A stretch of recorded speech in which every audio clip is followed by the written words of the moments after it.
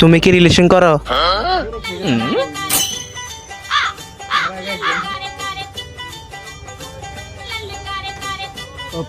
তুমি কি আমাকে পছন্দ করো?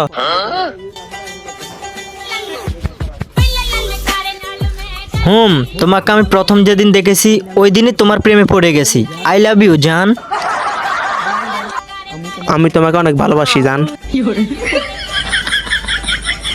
তোমার একটা পিক দাও।